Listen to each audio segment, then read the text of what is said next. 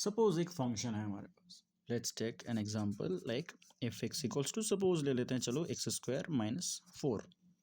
ये एक normal function है और इस फंक्शन का हमें सपोज वैल्यू निकालना है कि ये फंक्शन का वैल्यू एक्स का वैल्यू जब 1 होगा तब कितना होगा। तो हम लोग क्या करते हैं, एक्स की जगह 1 पुट कर देंगे एक्सप्रेशन में और उसको इक्वेट करेंगे 1 - 4 that is equals to -3 in this case. Suppose यही फंक्शन का हमें वैल्यू निकालना पड़ा 2 में फॉर एग्जांपल, तो 2² - 4 मतलब 4 - 4 तो 0 हो जाएगा। तो एफ ऑफ 1 कितना है -3, एफ ऑफ 2 कितना है 0।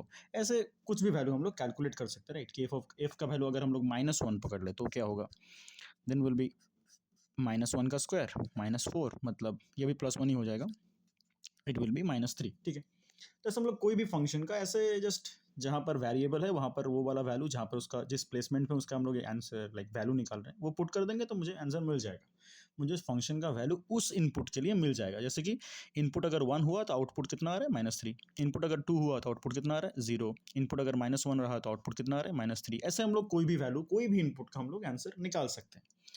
लेकिन this is not true for all type of function, और यहीं पर गेम चेंज होगा। देखो कैसे, फॉर एग्जाम्पल मैं और एक फंक्शन ले रहा हूँ तुमको दिखाने के लिए कि let's take f x equals to x² -4 by ले लेते हैं x - 2। चलो एग्जाम्पल x² -4 बाई x - 2, ये एक फंक्शन है।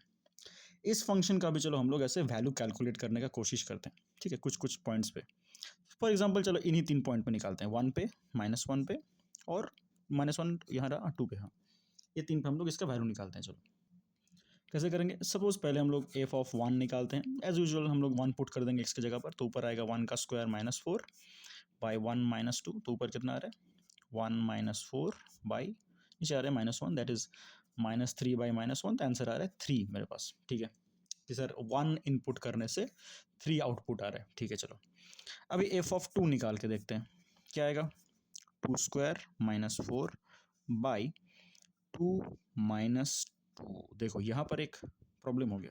क्या, ये समझना बहुत ज़रूरी है कि सर कोई भी फ्रैक्शन में अगर नीचे 0 आ गया ना तो वो एक इनवैलिड नंबर है, नॉन एग्जिस्टेंट नंबर है, ये अनडिफाइंड, इसको हम लोग बोलते हैं अनडिफाइंड। हाँ देखो ऊपर 0 आ सकता है, इसमें ऊपर 0 आया, ऊपर 0 आ सकता है। ऊपर 0 आने से उसका आंसर, मतलब एग्जाम्पल तुम्हें बोल रहा हूँ, सपोज कहीं पर दिया हुआ है 0/5, इसका आंसर 0 होगा, या अनडिफाइंड नहीं है, 0 इज डिफाइंड।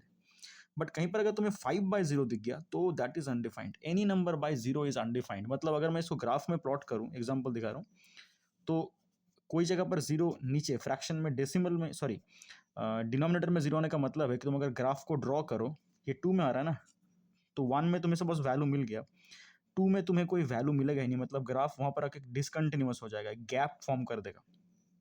ये गैप ही इंडिकेट करता है कि सर वहां पर पक्का नीचे 0 आया होगा, तभी ये गैप बना ग्राफ में। तो ग्राफ में हमको जहाँ पर भी गैप दिखता है डिसकंटिन्यूअस हो जाता है ग्राफ, जहाँ पर कंटिन्यू नहीं हो रहा है, मतलब वहाँ पर नीचे वाला पार्ट पक्का 0 आ चुका होगा।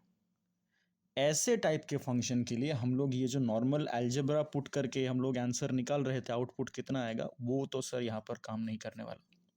दिख रहा है हमको राइट? तो ऐसे फंक्शंस के लिए हमें एक स्पेशल टाइप ऑफ न्यूमेरिकल सीखना होता है, दैट इज लिमिट। ये एक स्पेशल टाइप ऑफ ऑपरेशन है, लिमिट का खेल यहीं शुरू होता है specifically for this type of numericals. कहाँ पर, जहाँ पर कोई फंक्शन का वैल्यू एक स्पेसिफिक जगह पर अनडिफाइंड आ जा रहा है, वहां पर उसका वैल्यू निकालने के लिए हम लोग निकाल सकते हैं राइट, हम लोग निकाल सकते हैं। बट नॉर्मल ऐसे जो अलजेब्रा हम लोग सीखे हैं उसके थ्रू नहीं, कैलकुलस का एक आइडिया लिमिट के थ्रू। लिमिट हमें ये वैल्यू निकालने में हेल्प करेगा राइट। ये एक फंक्शन का 2 में वैल्यू, 2 में ही हम लोग अनडिफाइंड नहीं निकालेंगे, 2 में ही कैसे होगा वो थोड़ा कॉन्सेप्चुअली पहले समझते हैं कि लिमिट इन मैथ को, इस टाइप के मैथ को जहां पर अलजेब्रा फेल कर जाता है, इस टाइप के मैथ को लिमिट कैसे अप्रोच करता है कि उसमें आंसर आ जाएगा। तो पहले इसके पीछे का बेसिक जो आइडिया है वो समझते हैं कि सर लिमिट करता क्या है। सो बेसिकली अगर हम लोग थोड़ा सा इसके पीछे का वर्किंग प्रिंसिपल देखें तो एकदम सिंपल आइडिया है। कैसे, मैंने देखा कि सर इस फंक्शन के लिए, फंक्शन क्या है x² -4 बाई x - 2, ये वाला फंक्शन 2 में अनडिफाइंड हो जा रहा है, बाकी सब में वैल्यू मिल रहा है मुझे 1 में। अच्छा -1 मैंने कैलकुलेट नहीं किया, तुम करके देख सकते हो, वहाँ पर वैल्यू आएगा, कुछ तो आएगा, पॉजिटिव, नेगेटिव, 0।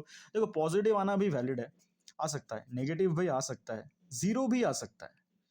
मतलब न्यूमरेटर में जीरो, जैसे मैंने अभी दिखाया, न्यूमरेटर में जीरो भी आ सकता है लेकिन डिनोमिनेटर में जीरो नहीं आ सकता। इसको छोड़ के कोई भी वैल्यू आ सकता है, लाइक फ्रैक्शन, डेसिमल, ये वो, रूट, रैशनल, इरेशनल, व्हाटएवर आ सकता है, बट ये नहीं आ सकता। नीचे जीरो नहीं आ सकता। नीचे जीरो आ गया मतलब प्रॉब्लमेटिक है, मतलब वो अनडिफाइंड है, वो है ही नहीं, एक नॉन एग्जिस्टेंट है। ग्राफ तो गैप कर देगा, ग्राफ वहां पर एब्सेंट हो जाएगा। तो वहां पर हम लोग इसको सॉल्व नहीं कर सकते in the sense of algebra that we have learned in the previous classes, right. हम लोग जो ये सीखे थे उसके मुताबिक तो सर ये नहीं हो रहा है। तो हम लोग क्या करेंगे, तो हम लोग लिमिट पे एक अलग तरह का अप्रोच अप्लाई करके इसको सॉल्व करने का कोशिश करेंगे। कैसे, देखो, मुझे पता है कि सर 2 में तो आंसर नहीं आ रहा है, ठीक है। तो मैं क्या करूंगा ना, 2 का अगर मैं नंबर लाइन में सोचूं, देखो नंबर लाइन में अगर थोड़ा सा मैं रफली इसको प्लॉट करूं कि सर 1 में तो आ गया वैल्यू, 1 में तो एग्जिस्टिंग है, 1 में तो अनडिफाइंड नहीं है, 1 में डिफाइंड है। 2 में सर प्रॉब्लम हो रहा है मेरे को। उधर 3 में भी आ सकता है आंसर, शायद कोई फंक्शन के लिए नहीं भी आ सकता है, इसके लिए सर आ रहा है 3 में फंक्शन का वैल्यू। तो मुझे जब 2 में नहीं मिल रहा है ना, तो मैं क्या करूंगा, मैं इसका जो नियरेस्ट पॉइंट है मैं चेक करूंगा 1.9 में इस फंक्शन का वैल्यू क्या आ रहा है, देखते हैं। क्योंकि 1 में हम लोग ने देख लिया, 1 में क्या आया था, 1 में आया था 3, तो ठीक है सर 1 में मेरा फंक्शन का वैल्यू 3 आया। देखता हूँ 1.9 में क्या आएगा, फिर देखता हूँ उसके और पास 1.99 में क्या आएगा, देखता हूँ वैल्यू क्या आ रहा है। फिर और पास जाएंगे 2 का, कितना पास, 1.999 में। मतलब क्या करेंगे ना, एग्जैक्टली 2 में जब मुझे वैल्यू नहीं मिल रहा है, मैं हो कितना उसके पास जा सकता हूँ वो देखूंगा, और वहां पर देखूंगा वैल्यू कितना आ रहा है। मतलब मैं मेरे इनपुट को जितना हो सके 2 के पास लेके जाऊंगा। मेरा आइडिया क्या है कि सर इनपुट अगर एग्जैक्टली इक्वल टू 2 हो गया, मतलब अगर मैं लिख के ही करूं कि सर इनपुट जब एग्जैक्टली इक्वल टू 2 हो जा रहा है, तब मेरा आउटपुट जो है फंक्शन का जो आंसर है वो सर नहीं आ रहा है, तो मैं क्या करूंगा, मैं 2 इनपुट करूंगा ही नहीं।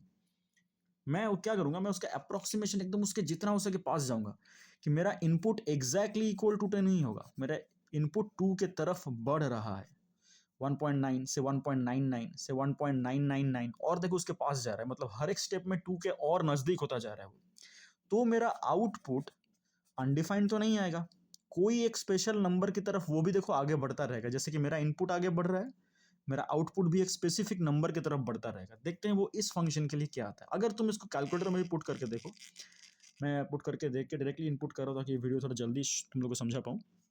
मैंने देखा कि सर जो मेरा फंक्शन है यहाँ पर, जिसको हम लोगों ने कंसिडर किया शुरू में ही, x² माइनस 4/x-2, अगर मैं यहाँ पर 1.9 पुट करूँ तो मेरा आंसर आ रहा है 3.9। करके देखो तुम खुद, आएगा।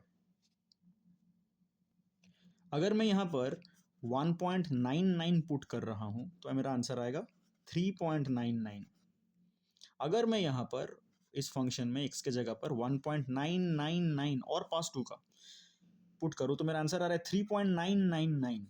तुम अगर और 9 बढ़ाओ तो इधर में 9 बढ़ता रहेगा। सिंपली आइडिया क्या है, देखो, मतलब मैं यहाँ पर तो इनपुट लिख रहा हूँ ना, देखो इनपुट जितना 2 के पास पहुंच रहा है, तुम खुद देखो इजीली ऑब्जर्व कर पा रहे हो, ये आउटपुट किसके पास पहुंच रहा है, 3.9 से 3.99 से और 3.99 है, मतलब किसके तरफ बढ़ रहा है, पक्का ये 4 की तरफ बढ़ रहा है ना।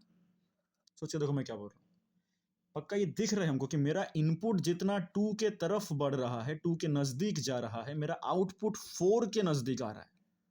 तो मैंने यहाँ पर एक आइडिया लगाया, मैंने एग्जैक्ट वैल्यू देखो नहीं लगाया यहाँ पर, समझो मैं क्या बोल रहा हूँ।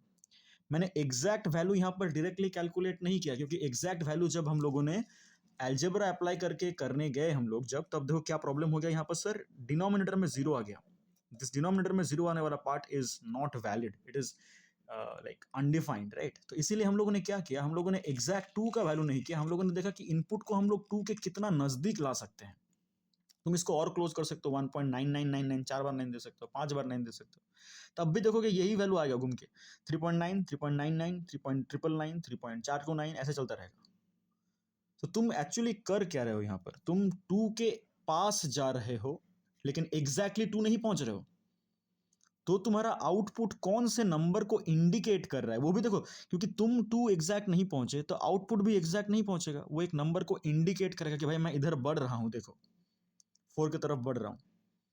तो मैंने क्या देखा कि सर मेरा इनपुट जितना 2 के तरफ बढ़ रहा है, मेरा आउटपुट उतना 4 के तरफ बढ़ रहा है। समझो ध्यान से मैंने क्या बोला, जब मैंने इक्वल टू कर दिया एग्जैक्टली तब मुझे यहां पर कोई वैल्यू नहीं मिला, लेकिन जब मैंने इसको अप्रोच करा एक स्पेसिफिक वे में। कौन से वे में कि सर मैं इक्वल टू 2 नहीं करूंगा बट 2 के नजदीक आता रहूंगा हर एक स्टेप में। तो मेरा आउटपुट क्या क्या आता रहा 3.9, फिर आया 3.99, फिर आया 3.999। मतलब ये जो वैल्यू मेरा आउटपुट आ रहा है ये मुझे क्या इंडिकेट कर रहा है कि सर पक्का ये 4 की तरफ ही बढ़ रहा है। हालांकि 2 में हुआ नहीं वो, लेकिन 4 की तरफ बढ़ जरूर रहा है। तो ये इक्वल टू वाला पार्ट हम लोग यूज करते हैं अलजेब्रा में, डायरेक्टली हम लोग इक्वल कर देंगे। लेकिन इसको हम लोग जो लिमिट में यूज करते हैं, इसको हम लोग इक्वल टू ना देके इसका नाम होता है स्पेसिफिक, इसको हम लोग क्या बोलेंगे, इसको हम लोग इक्वल टू ना बोल के इस एरो को हम लोग बोलते हैं टेंड्स टू। याद रखो ये टेंड्स टू, मतलब मेरा इनपुट अगर 2 की तरफ टेंड हो रहा है, जा रहा है, आगे बढ़ रहा है, नजदीक हो रहा है, तो आउटपुट 4 की तरफ टेंड होगा। इसको लिखने का क्या तरीका है, क्योंकि हम लोग डायरेक्टली ऐसे लिखते हैं अलजेब्रा में कि एफ ऑफ द इनपुट, हम लोग लिमिट में ऐसा नहीं लिखेंगे क्योंकि हम लोगों ने यहाँ पर लिमिट अप्लाई किया, हम लोगों ने अलजेब्रा अप्लाई नहीं किया। तो we have to highlight that in the answer also. कैसे हम लोग देखो क्वेश्चन को स्ट्रक्चर कैसे करेंगे कि सर मेरा जो फंक्शन था उसके पहले मैंने लिमिट लगाया, मतलब उसके ऊपर मैंने लिमिट का आइडिया लगाया, और वो लिमिट मुझे स्पेसिफिक कौन से पॉइंट के लिए लगाना पड़ा। 1 के लिए तो नहीं लगाना पड़ा, 1 के लिए तो सर आंसर आ गया, -1 के लिए भी आ जाएगा, शायद 3 के लिए भी आ जाएगा, -3 के लिए भी आ जाएगा, 1.5 के लिए भी आ जाएगा। किसके लिए नहीं आया, 2 के लिए नहीं आया ना, तो हम लोग उसके लिए लिखेंगे यहाँ पर लिमिट कि सर लिमिट में x टेंस टू 2 है। x मतलब क्या, इनपुट था मेरा, 2 के तरफ वो बढ़ रहा है। यही ना मेरा क्वेश्चन था कि सर मुझे fx का वैल्यू, मतलब इस फंक्शन के लिए, इस फंक्शन के लिए x इक्वल्स टू 2 में वैल्यू नहीं मिल रहा है। तो अगर इक्वल टू 2 में नहीं मिल रहा है तो टेंड टू 2 में निकाल लो।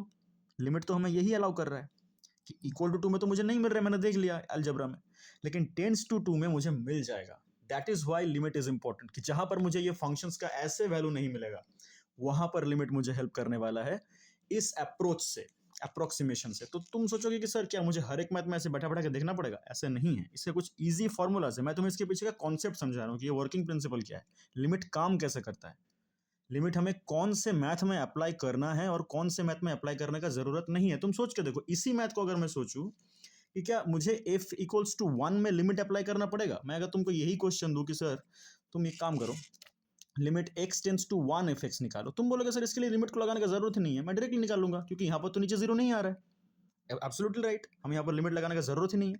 तो लिमिट का कॉन्सेप्ट हमें वहीं पर लगाना होता है, स्पेसिफिकली वहीं पर लगाना होता है जहां पर नीचे जीरो आ रहा है। माइंड इट, हमें हर एक जगह पर लिमिट को घुसड़ने का जरूरत नहीं है। लिमिट हम वही अप्लाई करेंगे जहां पर आउटपुट अनडिफाइंड आ रहा है, specifically for this kind of points, this kind of inputs. Mind it, इसी जगह पर हम लोग इन लिमिट के आइडिया को अप्लाई करेंगे। और उसको लिखने का तरीका क्या होगा ये मैंने दिखा दिया, इसको एक तरह से लिख सकते हो। नेक्स्ट लाइन में इसको ऐसे लिखना कि लिमिट x टेंस टू 2, कि सर इनपुट 2 की तरफ बढ़ रहा है, और फंक्शन का डिस्क्रिप्शन लिखना, मतलब फंक्शन का जो एक्चुअल वैल्यू है वो लिखना। क्या है वो, x² -4 बाई x -2। इसका वैल्यू सर अप्रोक्सीमेशन से क्या आया, 2 आ गया, सॉरी 4 आ गया। कि मुझे क्या, इसका मतलब क्या हुआ कि सर मैंने लिमिट अप्लाई किया। इसका मतलब क्या हुआ कि सर मैंने कौन से पॉइंट के लिए अप्लाई किया। इसका मतलब क्या हुआ कि कौन से फंक्शन के लिए अप्लाई किया। ये तीनों चीज तुम्हारे हर एक मैथ में दिखना चाहिए कि सर मैंने लिमिट अप्लाई किया है, कौन से पॉइंट के लिए किया है, और कौन से फंक्शन के लिए किया है, और उसको अप्लाई करने के बाद मेरा ऐसे आइडिया से आंसर आया कितना। ठीक है, ये याद रहना चाहिए, पहला पॉइंट। सेकंड पॉइंट जो मैं तुमको बोलना चाहता हूँ कि ये मैंने जो तुमको अभी समझाया यहाँ तक का आइडिया, ये पूरा पूरी इसका कॉन्सेप्ट है, ये उसका वर्किंग प्रिंसिपल है। तुम्हें हर एक मैथ में ऐसे 1.99 या फिर कोई मैथ में सपोज ऐसा दे दे तुमको कि तुम्हें मतलब इनपुट अगर 5 कर रहे हो तो आउटपुट नहीं आ रहा है, तो तुम्हें 4.9 4.99 में बैठा के देखने का जरूरत नहीं है। तुम्हें ये हर एक मैथ में करने का जरूरत नहीं है। हमारे पास कुछ शॉर्टकट फॉर्मूलाज हैं जहाँ पर हम लोग इस लेंदी प्रोसेस को बाईपास कर सकते हैं। हम लोगों को जब न्यूमेरिकल करना पड़ेगा उन सब फॉर्मूलाज को लेके ही करना पड़ेगा। हम लोग फॉर्मूलाज से ही मैथ को सिंप्लीफाई करेंगे, लेकिन उसके पीछे वर्किंग हो क्या रहा है अगर तुम्हें वही नहीं पता तो लिमिट का बात को तुम ग्रैब नहीं कर पाओगे जब थोड़ा कॉम्प्लेक्स प्रॉब्लम करने जाओगे तब। तो ये वीडियो सिर्फ इस बारे में डिस्कस करने के लिए था कि सर लिमिट करता क्या है और लिमिट हमें अप्लाई कहाँ पर करना है, कौन से न्यूमेरिकल के लिए लिमिट बना और कौन से न्यूमेरिकल में लिमिट अप्लाई ना करने से भी मैथ हो जाएगा, कौन से के लिए, जहां पर नीचे जीरो नहीं आ रहा है, like this type of numericals. ये तो डायरेक्ट अलजेब्रा से हो जाएगा।